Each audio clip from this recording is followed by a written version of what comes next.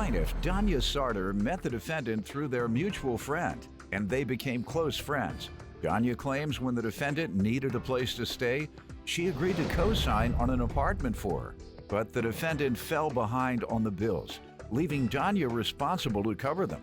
So she's suing.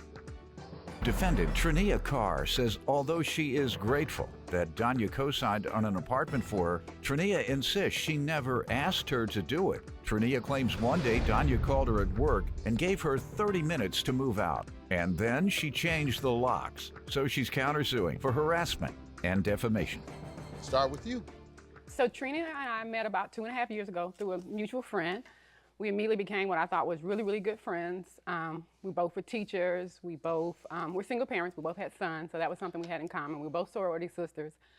Spent Thanksgiving and Christmas and stuff together. I've had a lot of sororities. They're usually on the same side when they come in here. Go ahead. So that Christmas, Trina was staying with her daughter, her son and her daughter, and they had gotten into a confrontation or something over there, which she ended up getting arrested and had to move out. So she was pretty much without a place to stay. We had talked about her living with me or living with my mother, but she really wanted her own place for her son, and I kind of understood that. So she asked, would I co-sign on an apartment for her? Not be the leasee, but would I co-sign? And I agreed, because I felt like, I had been in a situation where I had a son and was a single mother and just was a bad situation and wanted to help out. And because we had been around each other's family, I just thought it was, a good thing to do. We talked about making sure she paid on time. The first 2 months, we got into arguments when every time it was time to pay, because either it would be late or I would pay it and she wouldn't pay me back, and got into some heated conversations back and forth with each other. And Never paid for me, Danya. I always paid for myself. Give me some background, ma'am. You tell me. Okay, Danya, first of all, I never asked Danya to co-sign for the apartment. I did talk to Danya about the incident that happened, and I was very grateful that she volunteered to do that. You told her you needed a place to stay? I didn't tell her I needed a place to stay. I just told her what had took place with me. What had happened to me when Did you need a place to stay? Well, at the time, I was looking for a place to stay, and I had got it rejected from... Did she know you were looking for a place to stay? Yes, I did explain that to her. Yes, sir. So whether you ask or not, all that sounds like you were asking her. Plaintiff Danya Sarter is suing her former friend, who claims when they met, she had no idea how vicious Danya was. What was the agreement when you moved in? The agreement was that I would send the money to Danya's bank account directly from my school checks. Mm-hmm. And did you every month? Were you on time? Yes, I did it every month on time. The first thing that happened was there was the second month, my money was sent to her as scheduled. Mm-hmm. It got sent back to my account over $30. I believe it was $30 because Why? I had another bill that came out at that time. So hold on. So you didn't have enough money in the account? At the time, no, because it's two bills that cleared at the so same when time. you think you sent it on time, you really didn't, because you didn't have enough money in there. That's not sending it on time. That's trying to. Well, it was still on time because I sent it days before it was due. Pardon me? I sent it 3 days before. And so by the time it was due, it was fully paid. All right. Is that true? No, sir. All right. Any other times that you had any problems with payment? Yes, it was in the beginning of February. I went on FMLA leave from my job, so I was off a certain amount of time. And I did contact Danya to let her know that I would not be able to, because that was my lease was Did you hear me ask you, were you ever late, and you said no? That's how we just got into that debate about the $30. Go ahead, ma'am. So she had been late twice. 6 months into the lease, I said, Trina, I need to just come off the lease because I can't keep going through that. I travel a lot, my job, my checking accounts are bouncing. So she emailed me and said if I forward this letter to the leasing office, it would take me off of it. And at that time, I forwarded, and I have a copy of the email where she said they would take me off the lease. So in May, I'm thinking I'm done with the apartment.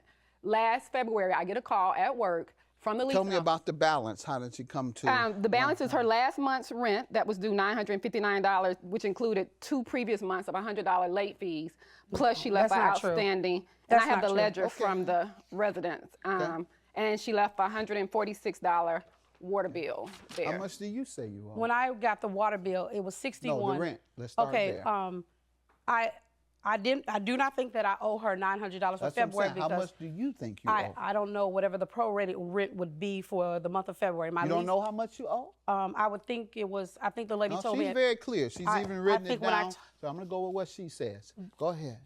So that was it. So I had to go there because they were threatening to file eviction against me, not Katrina. Right, and ruin your credit. Yes, and Katrina, they had told Katrina Tuesday that we're going to have to contact her. I contacted you. Let her finish. She asked the leasing agent, let me talk to my sister. So I kept trying to call Trina that day. I made a point this time not to get into an argument because I said at the start of the year, I'm not going to get into confrontation with people. So I nicely just left my job, went down there, called Trina one more time and said, I'm going to pay this $957. I got to 3 o'clock. She said, I'll pay you tomorrow. So I said, Trina, this is coming from my son's college graduation fund, but I'm going to pay it because I had no choice. So I paid the $957. The lady said that you could wait until you talk to Trina to pay the $146 water bill. The whole weekend was a bunch of confrontation because if Trina had not moved out by... What confrontations? Because who initiated these confrontations you're talking about? Because she's countersuing you for harassment. So it sounds like you're trying to slip in this confrontation thing before she gets to it. Well, what happened was, happened? When I called her that day, she wasn't responding back to my emails or texts. And so when I got there and paid her in front of the lady, I said, can I change the locks on the apartment? And so I paid to have the locks changed.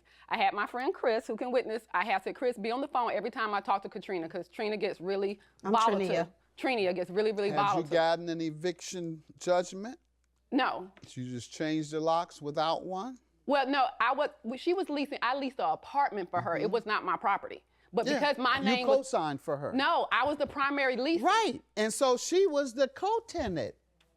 Yes. Yes, but when, and so you can't change the locks and throw anybody out without a judgment. No, I didn't throw her out. So I called her. You changed the locks, that's throwing her out whether you know it or not. No, okay, well, it might... Let me get to her. She changed. I don't know, you're trying to fast talk me now.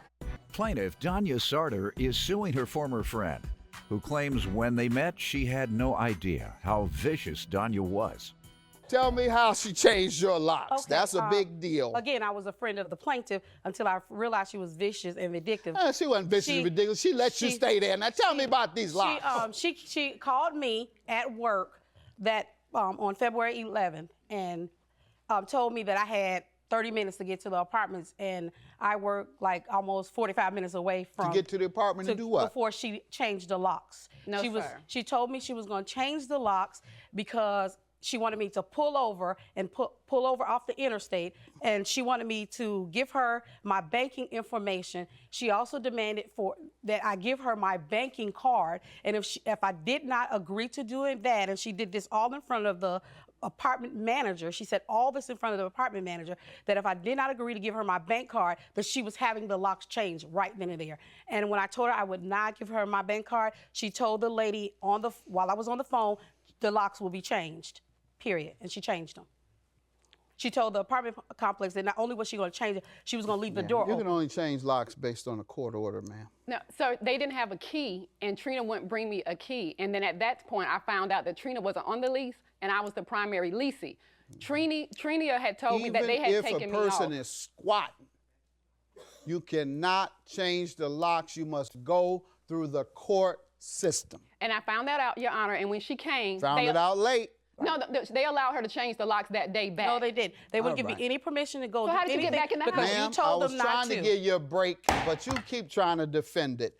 With changing locks, you get treble damages. That's triple of what she's asking for. $3,000 is your judgment. I believe you do owe her $1,106. That's my judgment. Have a good day.